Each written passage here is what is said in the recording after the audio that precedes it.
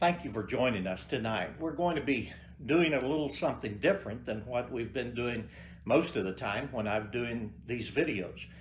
We're going to start where we left off in our adult auditorium class with the 84th Street congregation, studying A Remnant Shall Return. And so tonight what I'd like to do is to just bring us up to the place that we left off, maybe a little reminder. Our last class was on the last Wednesday evening of February. After that, we had our singing, and then we didn't have the next class.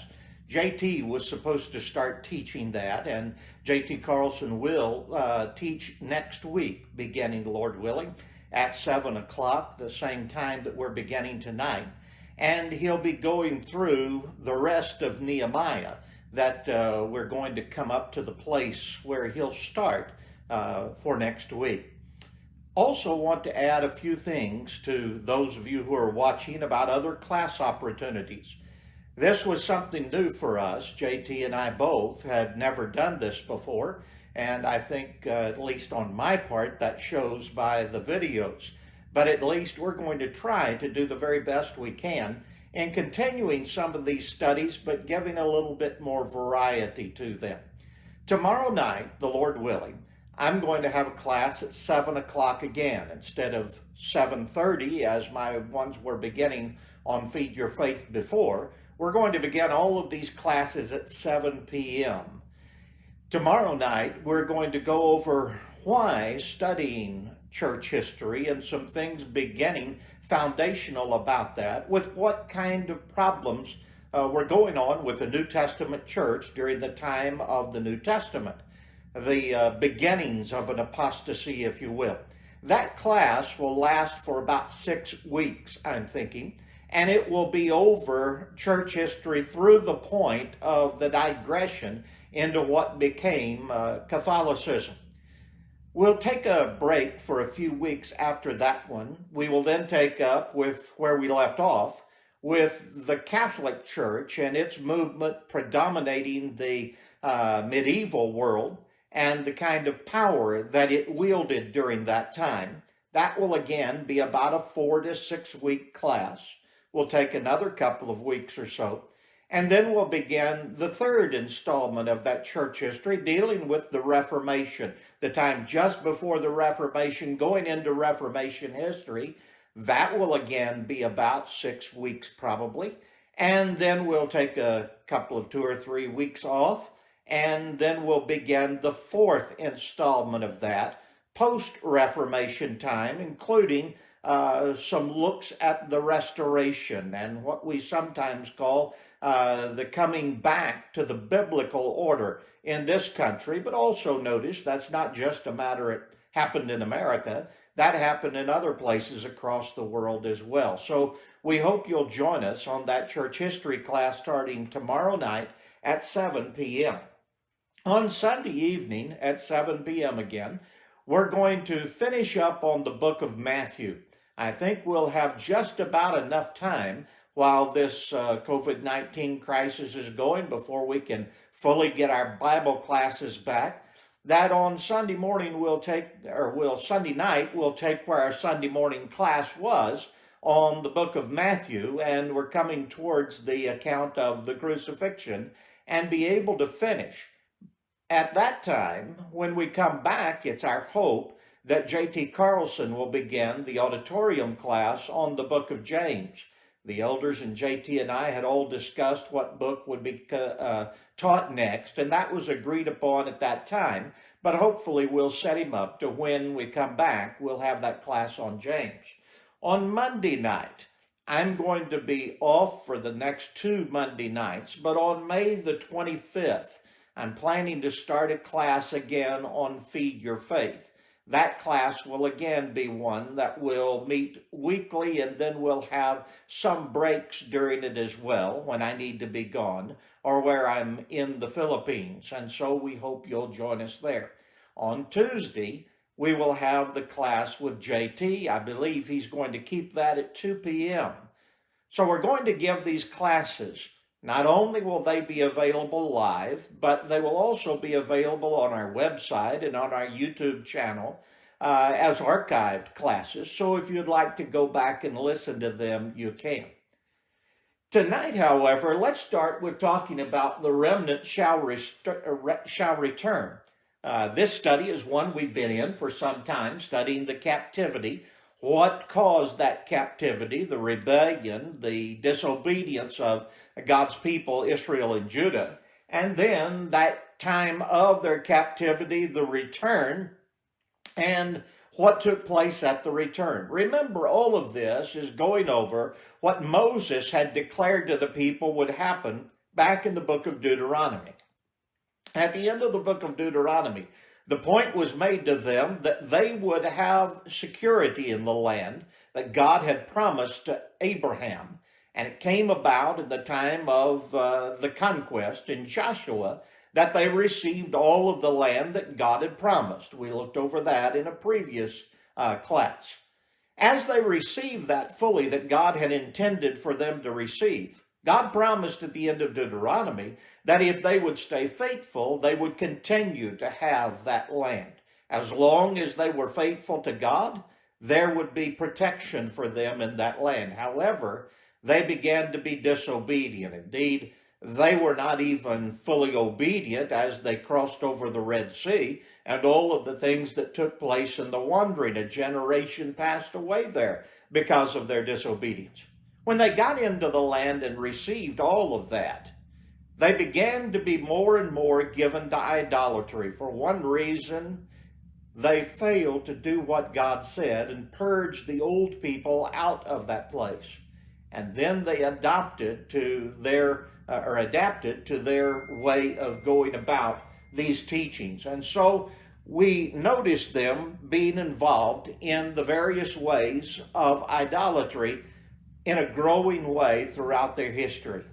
The northern kingdom of Assyria was taken away, or the northern kingdom of Israel, was taken away by Assyria in 721 BC into that Assyrian captivity. When the Assyrians were overcome by the Babylonians, and we'll look at that this evening, then you had the southern kingdom, Judah, taken into captivity.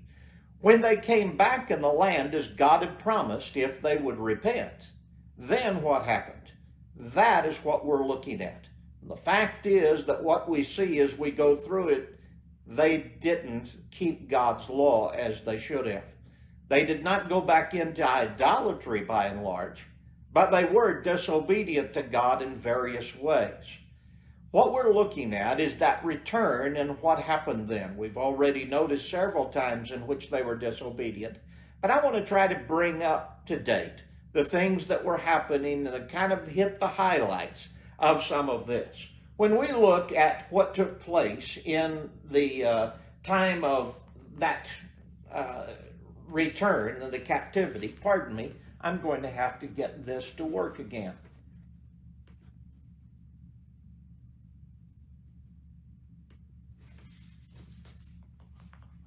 When we look at Israel and Judah, at the north and the south, Israel, after the division that took place in the time of Rehoboam and Jeroboam to the north, they were never faithful to God because they engaged in official worship of idolatry from the very beginning. Judah, however, stayed after the worship of God, but time and time again, they were also disobedient. And so what happened was you had the taking away. That happened under the Assyrian Empire. You remember that when the Assyrians came to that northern kingdom, they also went on to the southern kingdom of Judah. But Hezekiah was the good king there. This is during the time of Isaiah. And Isaiah prophesied during that time, pointed out that the northern kingdom was gone. He chronicled that taking away into captivity. And he warned the people of Judah. Though Judah was not taken away at that time, it was seen that there would be a future of them being taken away. When you look at the history of Assyria, a man by the name of Nimrod was a descendant of Noah's son by Ham through Cush. Genesis chapter 10 points out, and he was the one that the scripture said built the city of Nineveh on the Tigris River. It later became the capital then of Assyria. Their power began to grow just about the time of King Solomon. And we remember Jonah was told to go to Nineveh to get them to repent. Jonah did not want to do that. Obviously, he saw the Assyrians as a potential foe, and therefore he ran the other way. God brought him back, and at the preaching that he did in Nineveh, the people repented at that time. But that was not all that took place. Nineveh was a very evil group of people. They were ones who were known for their fierceness in battle and their extreme lack of any kind of conscience towards those that they killed. They would slaughter them in various ways. They were known to be one of the first who greatly practiced impaling for death and the ripping out of a woman's child to kill the child before her and then her. All of these things, extreme arrogance, extreme cruelty. And as a result of that, God pointed out that they also would be brought to an end. Babylon brought them to an end, and the kingdom of Babylon came along. You remember during our study of Daniel, that image that was presented to Nebuchadnezzar, the head of gold was seen to be Babylon.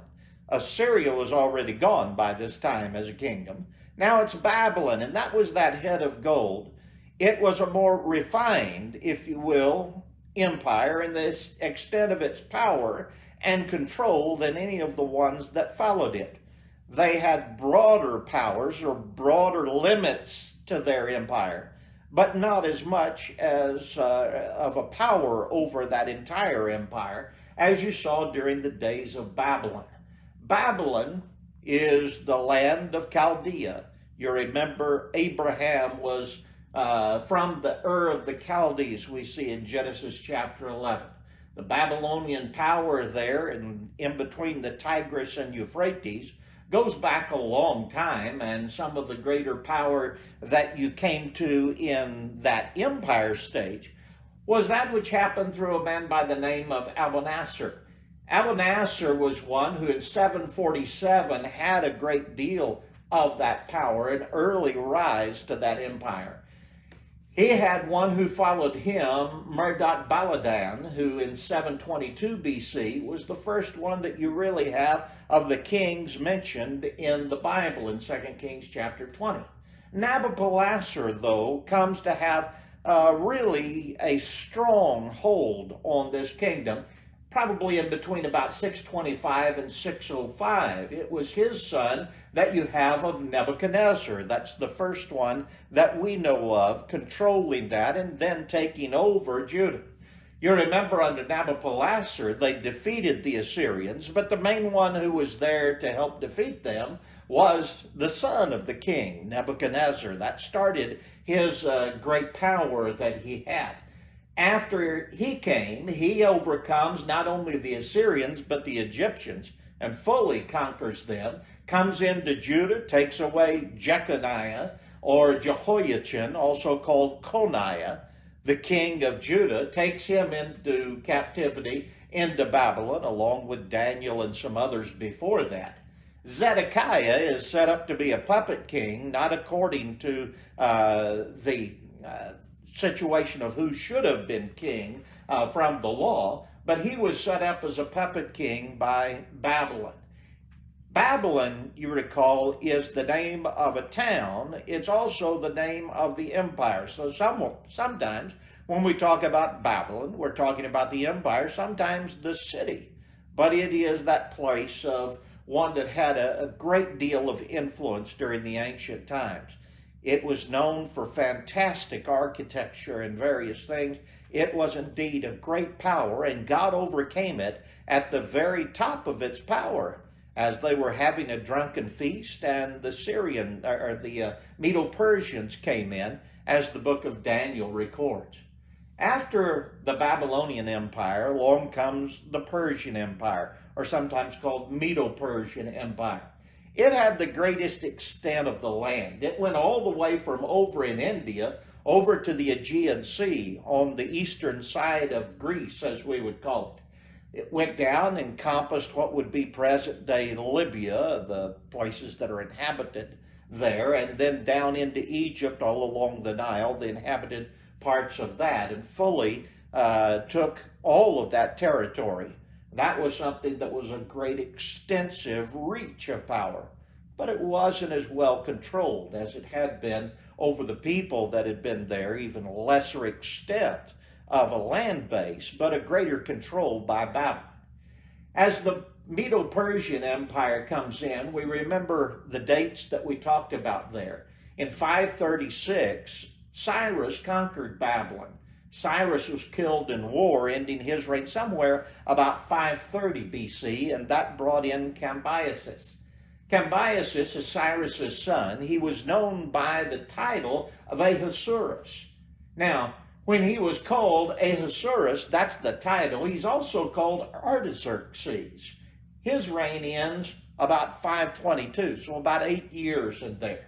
Darius the First, after some battling took place to try to determine who would be the next one to have that power, Darius the First came out as the one who won that, and he got the land of Medo-Persia, the land that they dominated over, to its largest degree. Next, you have Darius the First's son, his name Xerxes. In 486, he begins to reign. The first 2 years was the quelling of a civil revolt that took place. Then he tried to go back and avenge his father by defeating the Greeks. He again got defeated by them. He returns to his capital. It's during that time that there's a massive building campaign. And that's also the time that you would have had Esther, the queen, here. He's called Ahasuerus in Esther, even though his name is Xerxes, because Ahasuerus is the title. That's what the Medo-Persians called their king. So that name is given in the book of Esther. Now, during the time of the prophets, where do the prophets fit in with these various empires? Well, the early prophets, the minor prophets we know of Obadiah, Joel, and Jonah, came before that Assyrian empire had its rule. Isaiah was one who was writing during the time of the Assyrian Empire. Now, he is down in the south, in Judah, as the northern kingdom of Assyria is taken into captivity. Also writing during that time are the prophets Amos, Hosea, and Micah. Each of them had a little bit different job that was being done. Amos is looking greatly at the great power of the wealth that Israel had gained. That they had this wealth and they thought it would secure them, but it did not. And you have others pointing out the same. Hosea, that prophet we know of, who was told to go and marry a woman of the harlots, a wife of the harlotry. Why? So that she would be one who would teach him what Israel had shown God, a lack of love, a lack of faithfulness, and the hurt that was there in God because of that lack of faithfulness. We need to remember something when we see the prophets of the Old Testament. They give us a picture not only of God's will and God's law, but they give us a picture of the sense of God's law. God is not seen as just some capricious God who's looking to bring men to ruin or something like that. That's not it at all. God is a loving God, but God is a jealous God. And God wants them to have that return of love for him. And when we see the Old Testament picture of Hosea, we see the picture of how God has been hurt, not only by the sins of Israel and Judah, but by your sins and mine as well. It can get us to see that we break the heart of God when we turn from him. When you look at the next one, Jeremiah was in the early Babylonian time. He prophesied, also writing the book of Lamentations. But you'll also see the writers of Zephaniah, Nahum, and Habakkuk there early on in that, all talking about the coming in of Babylon as they were in conquest of Judah. Daniel is carried away by the captivity. He's probably just a very young lad when he is taken away in the 605-606 captivity. And he goes through the entire time until you have the restoration of the people, until you have Cyrus's decree to let the people loose. That was in 536 BC, as we'll notice in a minute. But during all of that time, he was prophesying in the palaces of the kings in Babylon. Then you have Ezekiel, who is away from Babylon, across the river from the city of Babylon and down a ways. He also is one who is prophesying during that Babylonian captivity. When they return from the captivity during the Medo-Persian realm, that's when we have Haggai, Zechariah, and Malachi. Malachi being the last book that is written of the Old Testament. So when we're keeping the prophets in mind, we need to keep in mind where they fit each step of the way until you come to the very end of that. We'll be looking at that after the book of Nehemiah, at the book of Malachi. Now, the dates to remember that we've kept making reference to again and again, that we need to remember: 722, 721, that's the fall of Samaria. That's the Assyrian captivity that takes place there. Isaiah is writing at that time. 606 BC, the first captives are taken to Babylon.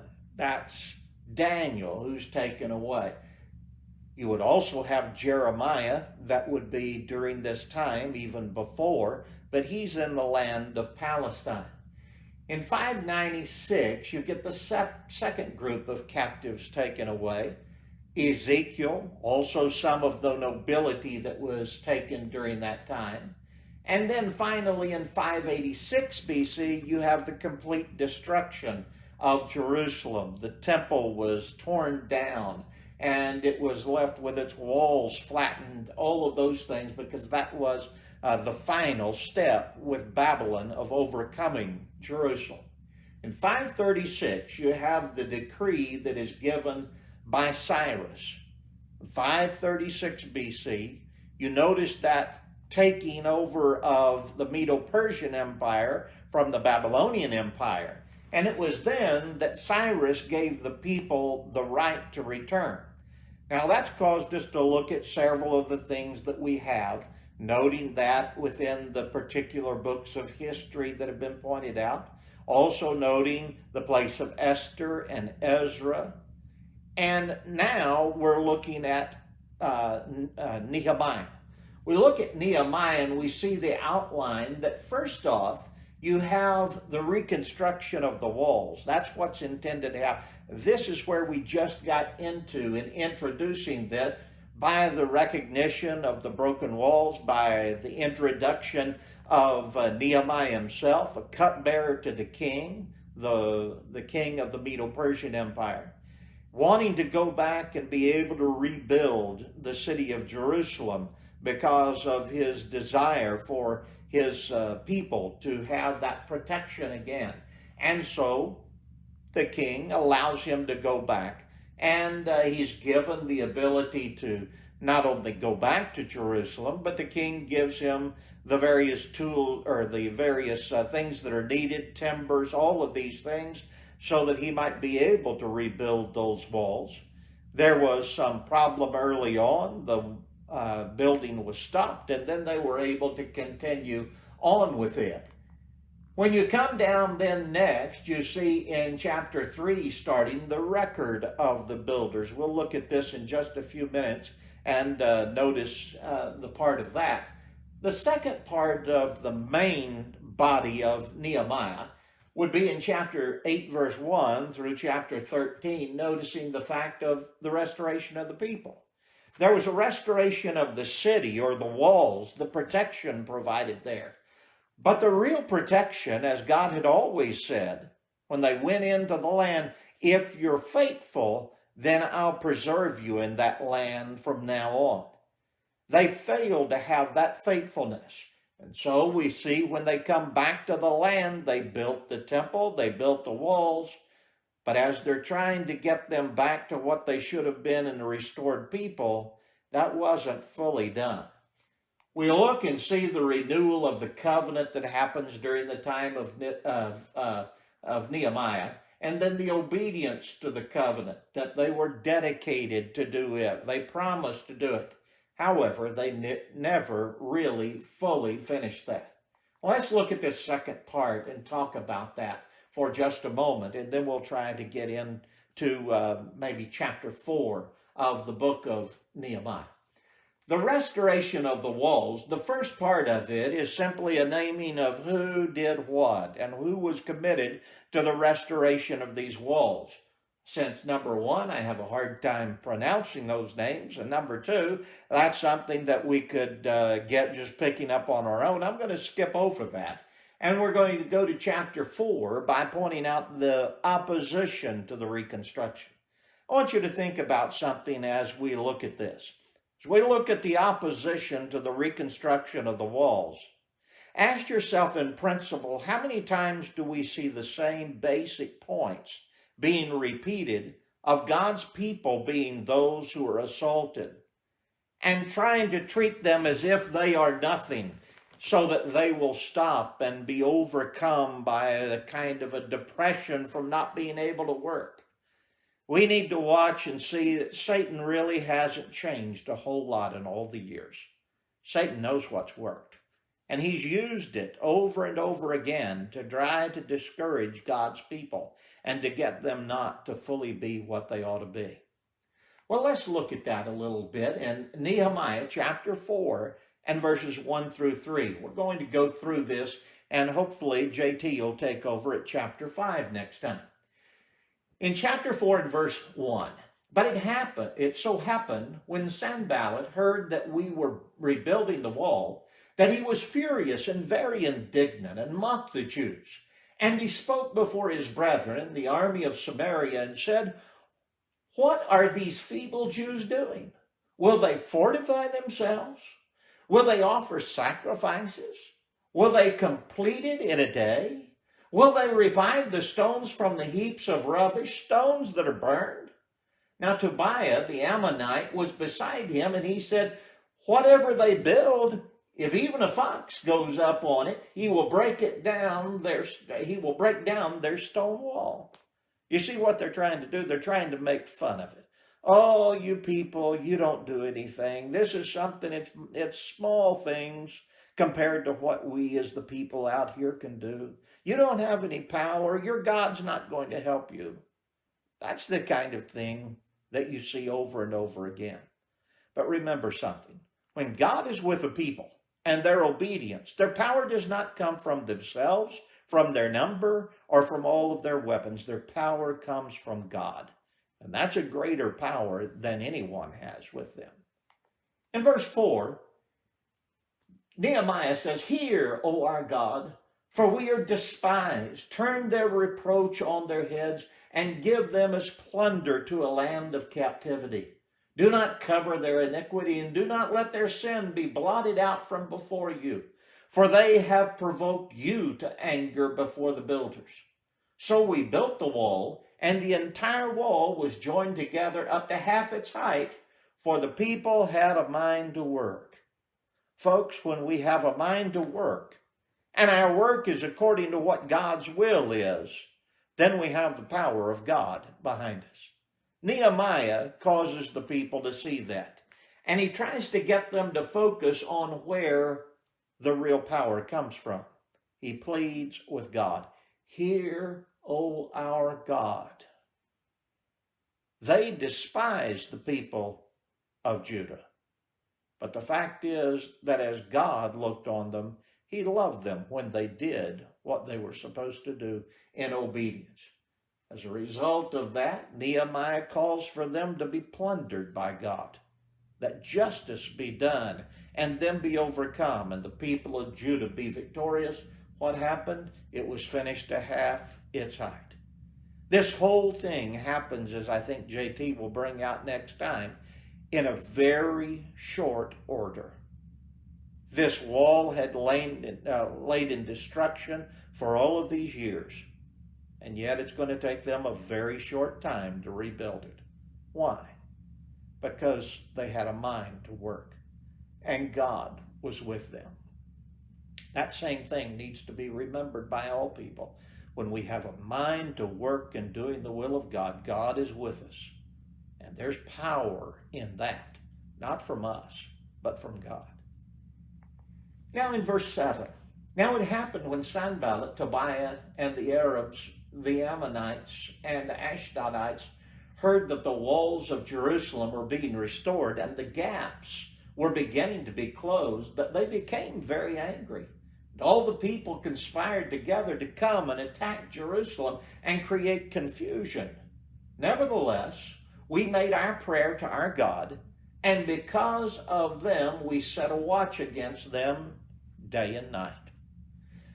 When you look at this, the enemies of God's people recognized what was happening. They're angry. They wanted to be able to come in and maraud and rob and pillage as they had always done, but there was starting to be an effect of God's people. You know, the denominations and those in the false religious world, those who are out there heralding for a greater host of immorality to be accepted and various other ones, they'll look at God's people and they'll make fun of us. They'll look at us as a minority, a small little group of people that can't do anything. But you know what? When we start to have an impact, they recognize that fact and it scares them because they understand something behind the scene. God is the power that these people are looking to. And that's the point that is made very here. We prayed to God. That's where they saw their strength. Now, does that mean they didn't have anything to do? Oh, no. God has always required us to do something. What they did is they set a watch against them day and night. That's a full commitment to be always ready for the attack. And that is what we do as well. You know, in New Testament times, Jesus pointed out very clearly in Matthew chapter 7 that the majority were in that broad way, that easy path that leads to destruction. But the people of God are in that narrow, difficult way. It leads to salvation, but few there be that find it. If you find yourself following the way of the majority, watch out. That's not where God's people have ever been. They're in the minority because the minority are not looking at people as their guide. They're looking for God to guide them through his will. In verse 10, then Judas said, the strength of the laborers is failing, and there is so much rubbish that we are not able to build the wall. And our adversaries said, they will neither know nor see anything till we come into their midst and kill them and cause the work to cease. So it was when the Jews who dwelt near them came that they told us 10 times, for whatever place you turn, or from whatever place you turn, they will be upon us. Therefore, Nehemiah says, I positioned men behind the lower parts of the wall at the openings, and I set the people according to their families with their swords, their spears, and their bows. And I looked and arose and said to the nobles, to the leaders, and to the rest of the people, do not be afraid of them. Remember the Lord, great and awesome, and fight for your brethren, your sons, your daughters, your wives, and your houses. You know, there's so many lessons in this that it would be hard to exhaust them all if we took, I guess, an hour. And we're not going to do that. But I just want you to notice quickly, they saw a problem. They addressed it. They recognized that the enemy was going to try to hurt them at their weakest point. You know what that tells me? Satan is looking. The world is looking.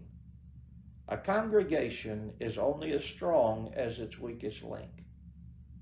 And the devil is going to attack there. What do we need to do? We need to take position and remember it's not only a matter of doing this before God. We're doing what we need to do to keep the attack from happening to our friends, to our brothers and sisters, to our own family. When you stand for truth, you have an effect. That effect comes again, not because of you and your power. It becomes because of God. But you have an effect on those around you. I grew up in the time of institutionalism and saw preachers standing for the truth, and it cost them many times where they lived, what they had. They were put out with nothing, and it had an influence on me. I remember that. And what I remember is here were men who stood for the truth regardless of the cost. I can't have a day go by that I don't think about that. I had much of my extended family be those that turned away from us and refused to have anything to do with us because we stood for truth in the issues, my mom and dad and the family. But when they did, I remember that. And I've determined, if God will help me, that my legacy will be one of standing for the truth no matter what it may be. Maybe my own children physically and those who see me as I live my life, maybe that will cause them to have a greater conviction to stand for truth. That's what happened here. And that's what will happen. God can use you as a point of strength only if you stand up and oppose that which is wrong. When you look at verse 15, and it happened when our enemies heard that it was known to us and that God had brought their plot to nothing, that all of us returned to the wall, everyone to his work. So it was from that time on that half of my servants worked at construction, while the other half held the spears, the shields, the bows, and wore armor, and the leaders were behind all the house of Judah. Those who built on the wall and those who carried burdens loaded themselves so that with one hand they worked at construction and with the other they held a weapon. Every one of the builders had his sword girded at his side as he built, and the one who sounded the trumpet was beside me. There it is. You don't stop defending to build. You keep building and you defend. And you don't stop defending the truth when you're going to build. Both are there. The building is necessary and we defend while we're doing that. The defending is necessary, but we keep trying to build the cause. Why? Because that's what's the right thing to do. We're working in the way of God. Again in verse 19 through 23 to end this chapter. Then I said to the nobles, the rulers, and the rest of the people, the work is great and extensive, and we are separated far from one another on the wall. Wherever you hear the sound of the trumpet, rally to us there. Our God will fight for us. So we labored in the work, and half the men held spears from daybreak until the stars appeared. At the same time, I also said to the people, let each man and his servant stay at night in Jerusalem, that they may be our guard by night and a working party by day. So neither I, my brethren, my servants, nor the men of the guard who followed me took off their clothes, except that everyone took them off for washing. What did they do? They were committed. It wasn't just a part-time job, and working for God never has been. It's always going on. It's always going to be needed, and we need to be fully committed to that truth and to the God who is behind it. Well, next week, we'll look, the Lord willing, at Nehemiah chapter 5 starting out. I don't know how many weeks JT will be taking to finish up the book of Nehemiah, but he'll be taking this study then. So watch at that time and we'll have that covered. Nehemiah chapter 5 beginning at page 102 in the books. Thank you again for being with us. Hope you'll be back next time. Tomorrow night, remember, we'll begin the study on church history at 7 o'clock. Join us if you can. God bless you. Good night.